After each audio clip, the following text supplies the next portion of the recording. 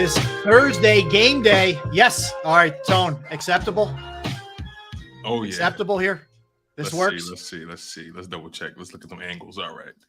Okay, you look good, man. You look good. Okay, I like that red on you. I like went that. from my Eagles hoodie to my Phillies hoodie because I was blending in. Dave Zangaro is going to be like, what are these two talking about? Yes. But let's bring Dave up right now. He joins us. He covers the Eagles for NBC Sports Philadelphia. Dave, I was blending into the green screen because I had a green t-shirt underneath, and the Eagles, the old school Eagles logo with the Kelly green was blending in. Anyway. So now I'm in Phillies. You're like a floating head for a while. I was a floating head. What else? I've been called a lot worse, Dave. That's for sure. Dave, we appreciate you hanging out with us, man. Check out Dave on X or Twitter at @DZangaro_NBCS. Dave, let's start. I loved your piece yesterday where you wrote about how the Patriots blitzed, I think it was 42% of the time. You gave the numbers for Hurts against the blitz, 7 for 13, 57 yards, a TD. Did get sacked twice against the blitz. I think we're all expecting Brian Flores to bring something similar to the table, considering his history with Belichick. And frankly, it worked pretty well. So how did the Eagles counter that in your estimation going into tonight's game? Yeah, it's funny because you look at the Vikings game last year and they have a lot of the same personnel, but it's like polar opposite defensively.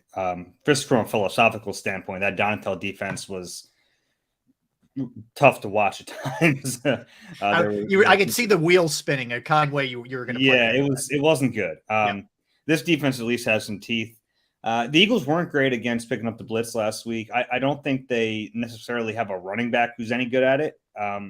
And without Kenny Gainwell, now you're down to a lot of DeAndre Swift in there, and that's not his strong suit. So you have to. The quarterback has to be aware that the quarterback has to read it. And they have to have some options to get the ball out quickly, which they do. I mean, they have A.J. Brown and Devontae Smith. That's a good start. Dallas Goedert could be more involved, better be more involved in this game plan. So I think there are options. They can get the ball out quickly, but you just have to know what you're getting into with this defense. You have to be aware of it. And, yeah, they're going to send blitzes on a lot of these snaps tonight. Yeah, Dave, you bring up a good point, right?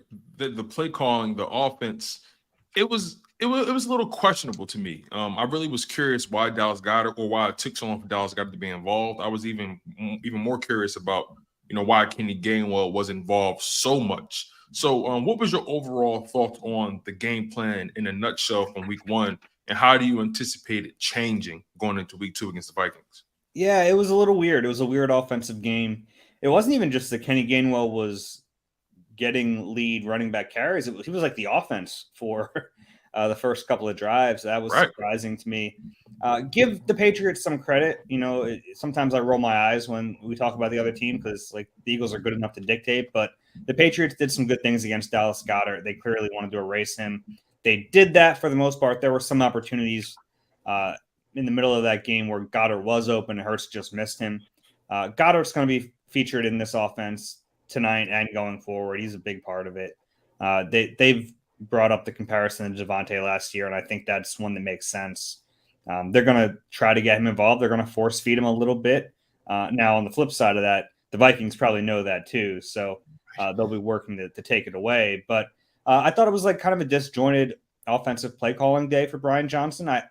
Nick Sirianni, after the game, said he thought Johnson was awesome. I mean, he was clearly not awesome, but they did correct some things. And in the second half, they started working downfield a little bit to A.J. Brown, which is a nice fix when you have it. It's not the only fix they have, but we've seen that before, even in last year. When the offense hits a rough patch, one easy way to get out of it is to throw the ball to A.J. Brown and burn a slant into him. And we saw them almost hit that deep ball to him down the right sideline. So they have answers. You'd like to see them get to those answers a little quicker if they start stalling like they did in the second quarter against the Patriots. So that's what I'll be looking for.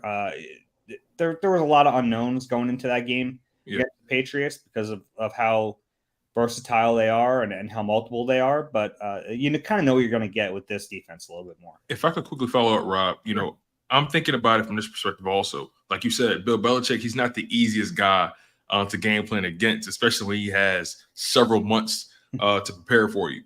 In saying that, how much of week one offensively do you attribute to rust rather than just, okay, we have some real concerns down, going forward?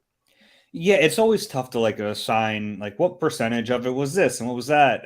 I think because it's a mixture of it. I thought they did look rusty. I thought Jalen Hurts in particular looked rusty, and I think that's why Nick Sirianni said he's going to reevaluate his preseason agenda.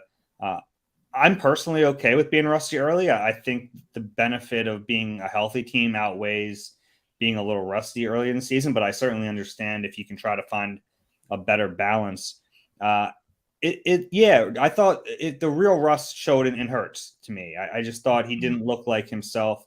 His pocket presence wasn't where I think he wanted to be, and it's kind of understandable. It's his first time being in live action since February, so I'm not worried about the offense. Like I look back at that Patriots game, and the concerns I saw in defense to me are legitimate. Because they were the concerns we knew about. It was linebacker and safety, and we knew the middle of that defense, at least on paper, wasn't very good, and then on the field it wasn't very good either. So that wasn't surprising. I don't think they have an answer for that right now, at least on offense. I just think talent is going to win out. Like they're too talented to struggle like that every week on offense. They have two of the best receivers in the league, one of the best tight ends in the league, a dynamic quarterback, an offensive line that's going to play better than they did in week one. So I'm not really worried about the offense. The defense to me is a little more concerning. Let's go there, Dave, because they had unusual depth on this team last year. You don't see that much in a salary cap era. They had it. They don't have it this year. These injuries are legit. I mean, you're without Bradbury, you're without Nakobe Dean, and I know Nakobe Dean's still the kind of an unknown factor, but still, I mean, what that does is that pushes somebody else up, likely Christian Ellis. You're also talking about a team that's got a very good tight end and TJ Hawkinson. You got a Justin Jefferson who's got to be, boiling over at the way he played the last time he played the Eagles, right? How do you see that? And let me ask you while we're at it, do you think Slay follows him all around the field, or could Job get matched up with him? I mean, maybe there's a chance on a snap here or there that Job would match up. I think they're going to travel Slay. Okay. I think it'd be foolish not to. But Slay traditionally under Gannon and even Jim Schwartz for that year did not go into the slot. So that's one way if the Vikings want to hide Jefferson a little bit, they can try to do some of that, put him inside, which he's taken plenty of reps inside in his career. But yeah, I would expect Slay to travel back and forth from left to right, which means you're going to have Josh Jobe on Jordan Addison, who, yeah, he's a rookie, but he's a pretty good rookie. He is. Had a nice first game, was the 23rd overall pick. So, like, that's not ideal. I like Jobe. I thought Jobe had a tremendous training camp, but he's never played. I mean, this will be his first NFL start. So there's a pretty significant drop-off from James Bradbury to Jobe. Now, the one thing is Addison has some deep speed, and if there's one area of Bradbury's game where you go, I don't know, he's going to get tested, whereas I think Jobe is as fast, maybe a little faster than Bradbury. And linebacker, yeah, Nakobe looked a little shaky in coverage. I thought he really helped them in the run. So I actually think Christian Ellis can be fine against the run. Zach Cunningham scares me after what I saw in week one. Him and Justin Evans in zone coverage were not where they needed to be. They didn't look good. At least at safety, you have some other options. Like if it stinks this week because Reed Blankenship is out, but eventually, if Justin Evans isn't good, you throw Edmonds in there, and then eventually you get to Sidney Brown, which is what we all want to see anyway. At linebacker, they don't have anyone. I mean, they have three on the active roster right now. One of them is Nicholas Morrow, who they didn't think was good enough to make the team out of training camp. And they signed Rashaan Evans to the practice. Rashaan Evans, who hasn't played. I mean, right. He wasn't in a camp. He was a decent player at one point, but all these retreads, there's a reason they're on the street. So I just don't see the answers at linebacker. They're going to need Nakobe to get healthy and only miss 4 games and then stay on the field the rest of the way, because even if you don't know how good he can be, he's still the best option. He's still the best guy they have at that position. You've brought it up, the linebacker position, the safety position. We've talked about it all throughout the offseason. We're talking about it still to this day. We knew it would be a problem coming into the season, right, Dave? But, it seems like still Howard Roseman is not taking the need for quality players at that position but so serious. I mean, when the Eagles decided not to bring back TJ Edwards, that was a shocker to me, especially when you saw how much money he got from Chicago. Now, sure, maybe he wanted to go home. Maybe some other variables played along to it, but I believe it's an indictment on Harry Roseman to not bring back a guy who's as tested as T.J. Edwards, and then to kind of just throw Nakobe Dean into the fire like that. And then the safety position, I mean, you drafted Sidney Brown, Reed Blankenship has shown he can play.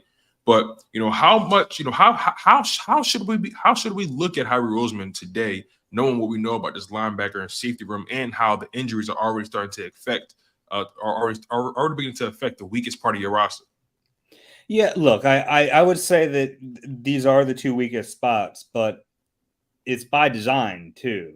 You know what I mean? Like, absolutely. You look at the defense, and the Eagles prioritize certain positions, right or wrong, and I think they're right. I mean, they put a ton of stock into their defensive line and into their cornerbacks, which are the two premium spots in a defense. And if you have to be weak somewhere, like, you would pick linebacker and safety. Now, they took it to kind of extremes this year at linebacker. I think there was a definite disconnect, though, between the coaching staff and the front office when you look at Nakobe Dean, because he didn't play as a rookie, and I still don't understand why they couldn't find snaps for him. I know they're not going to run a ton of three linebacker packages, but I thought there were some opportunities to get him on the field last year, and they didn't do it. Even when Kaiser White started to struggle a little bit midway through the season, I still don't understand why we didn't see more Nakobe last year. He played 34 snaps, and then a year later, you're confident enough to throw him in there as a starting Mike linebacker. Like, to me, that's a disconnect. I don't quite get it. But, like, he is a third-round pick. They used the third-round pick on Sidney Brown. I think that's the level they're comfortable with putting resources into the position. They tried to re-sign C.J. Gardner-Johnson, and that situation kind of blew up a little bit. It didn't work out. I don't know if they're done. I mean, I feel better about safety than linebacker. I still think that's a spot where, if we get close to the trade deadline, this team looks as good as we think it's going to look, and that's maybe the one piece missing. Mm-hmm. It wouldn't shock me if they traded away an asset to pick up the player. Dave, let's go back to the Goddard lack of catches. He had one target. Is that more? Would you put in the category of anomaly? Sometimes things get away during the game. Jalen didn't do a good enough job. Brian Johnson / Nick did not do a good enough job. Where does it fall for a guy that talented getting one target? Yeah, I'd hate to do it again, but I really think it's a combination of factors. And part of it was Belichick. Part of it was that defense and what they did. There were opportunities for Hurts to hit him. There were some plays where he was wide open, and Jalen just didn't see him. Maybe that was kind of because he was locked up for most of the game. Maybe Jalen stopped looking there a little bit. But, you can make sure you get him the ball too. Their play is designed for 88. He's that kind of player. So some of it falls on the coaching staff too. You can't leave a game with him not getting a catch.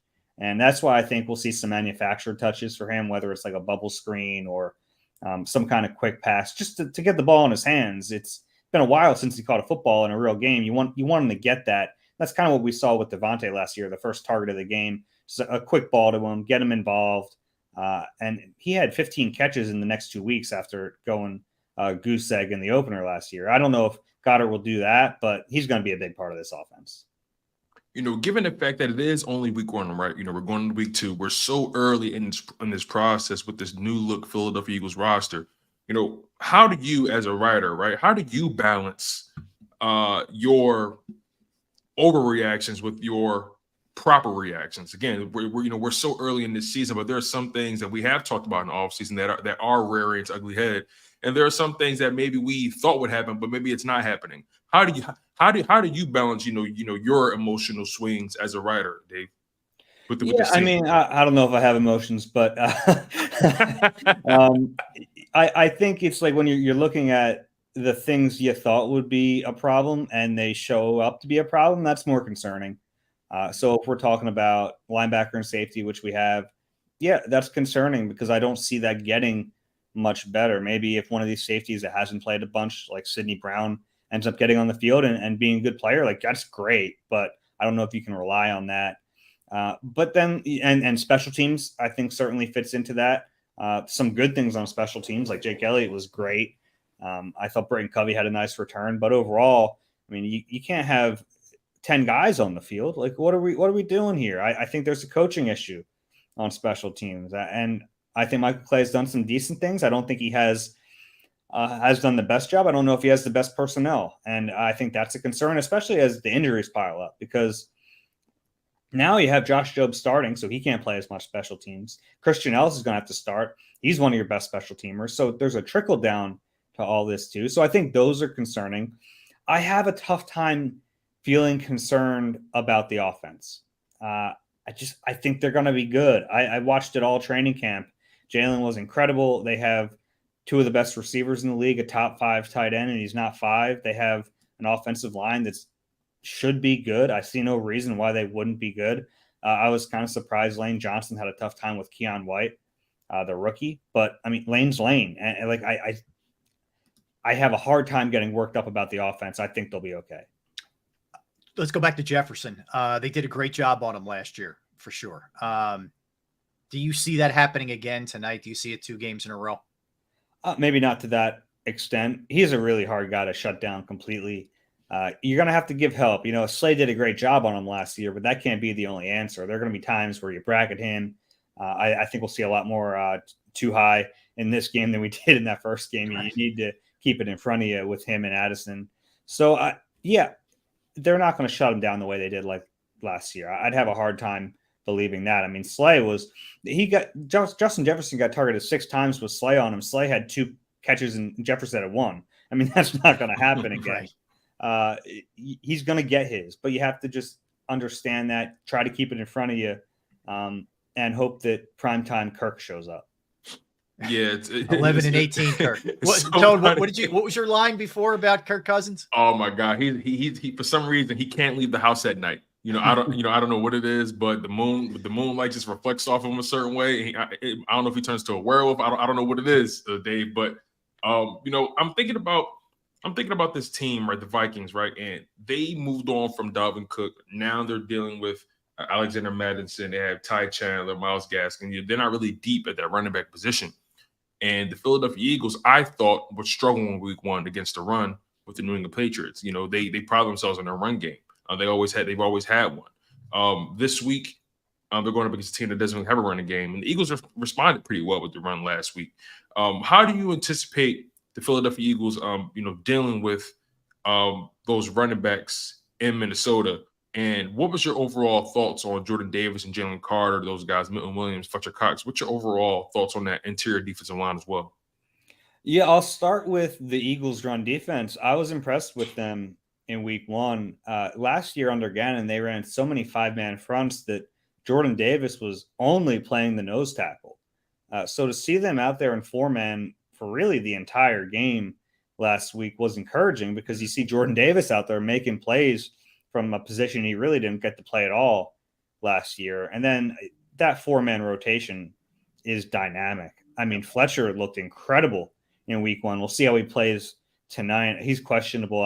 It seems like I always tell this story about Fletcher. A few years ago, he had some nagging injury, and I kept bugging him about it. And he was like, I'm playing. I'm going to play until I can't play.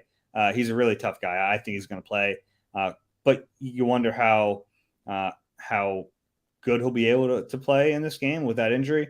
But Jalen Carter was incredible. Jordan Davis was great. Milton Williams should be talked about more. He's the forgotten guy, but he was great too. These 4 players have the potential. Even Marlon Tuipulotu on some of his snaps looked pretty good. It's a really strong rotation. The problem is you got to double one of them, which leaves a one-on-one for whoever's next to him. And Fletcher Cox is going to get doubled a ton. He's earned that in his career. So if he's out there with Jalen Carter, yeah, Jalen Carter's got a chance to do some damage. And then if Jordan Davis is out there, even if Davis didn't get any better, even if he was the same player he was last year, you still have to double him because he's so big. You can't put one body on him. So I even think back to that year the Eagles brought in Haloti Ngata, and Haloti Ngata clearly had like not much left. He was getting doubled because he's just such a massive human. You can't put one player on him. So Jordan Davis is going to keep getting those doubles, and it's going to leave either Milton or Jalen Carter open with a one-on-one, and they're going to beat him. I mean, they're going to win one-on-ones pretty consistently, and that's a pretty good recipe. How do you assess Hassan Reddick's play, Dave? We know he was dealing with the broken thumb, and I said the tone a little bit earlier. It might have been nice just to get one under his belt. Now he knows kind of what his limitations are, what he can do. Yeah. And I'm not even saying he played poorly, but how did you assess his play? What do you think of him tonight?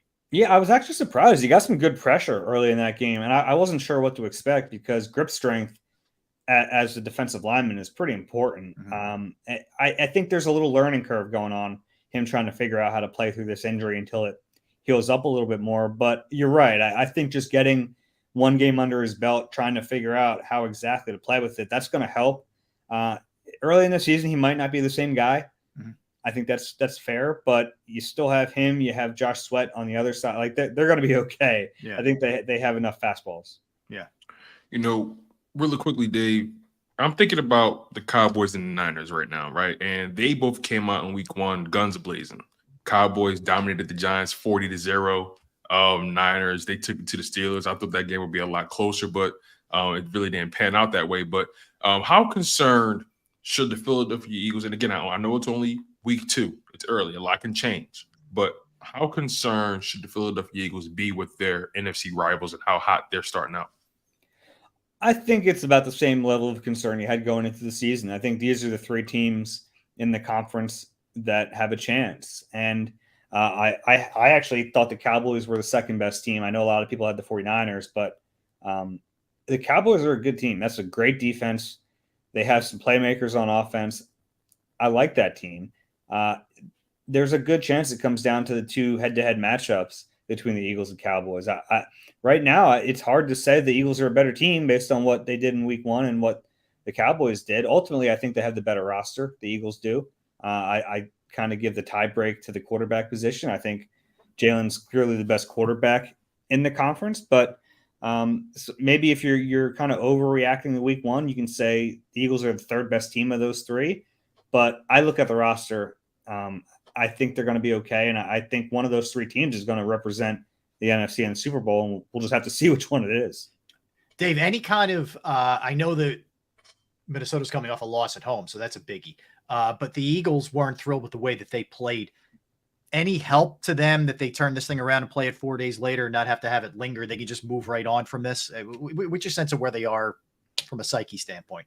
Yeah, it's kind of a nice – I always joke, like it's a good win for a coach because, yeah, we won the game. We move on 1-0, but there's a lot to correct. And right. You get to yell at the guys a little bit. And there's not a ton of time for corrections, like massive corrections, which is okay.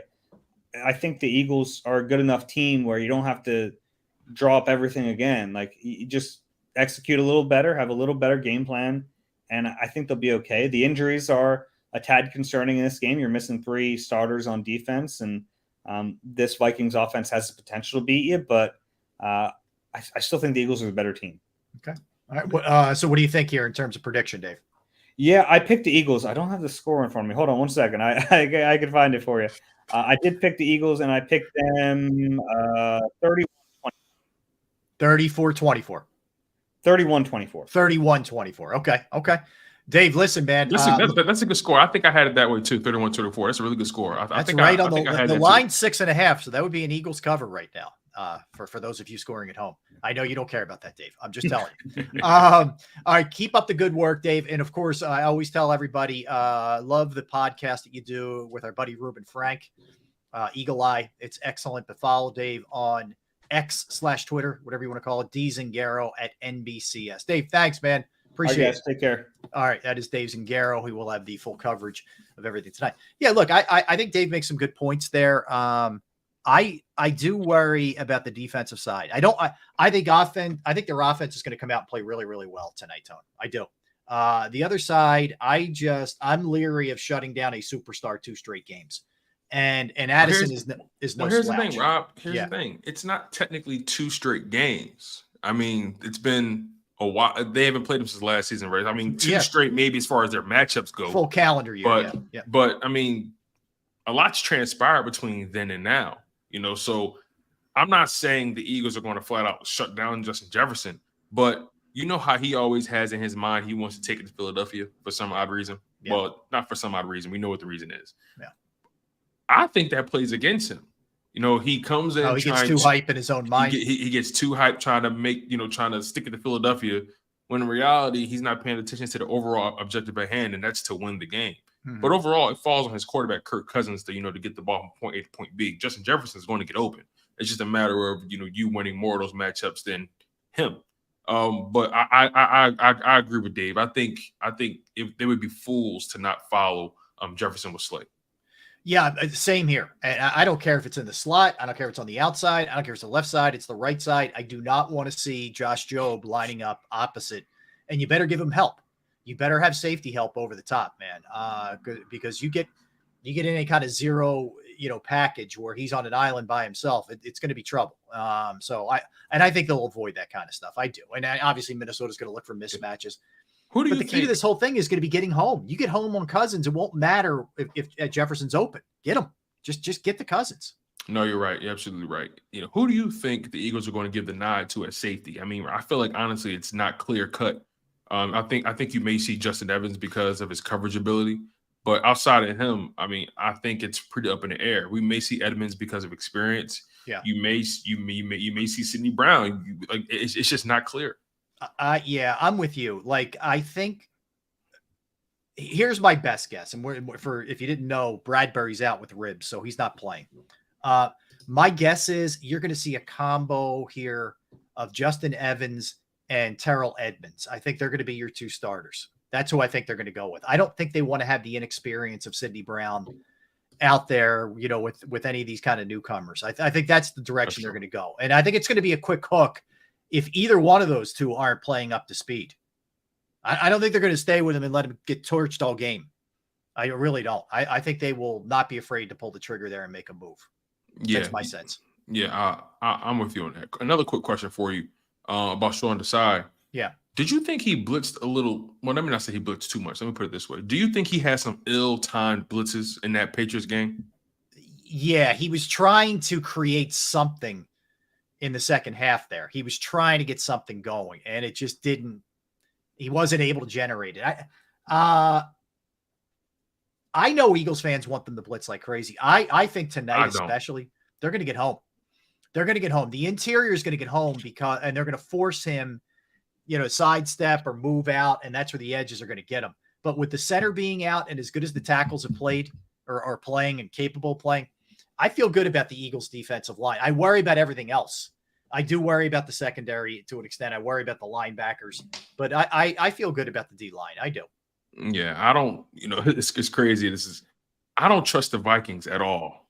Never have. So, I mean, I just feel like the Eagles just have every chance to win this game. It's just a matter of, okay, can you just limit the damage by those big play guys, Jefferson and Hockenson? I mean, if you can do that, I think the Philadelphia Eagles can really win this game. I mean, I don't think it's going to be a blowout, but I think if the Eagles, getting Kirk Cousins' head early, this game is pretty much all but won. Yeah, I agree. That's the key to this whole thing is Cousins. You'll score, but if this turns into a shootout, you let him hang around, weird stuff happens. So D-line, get home, and then you can avoid some of the stuff where you have no Bradbury and no, Nakobe Dean, et cetera.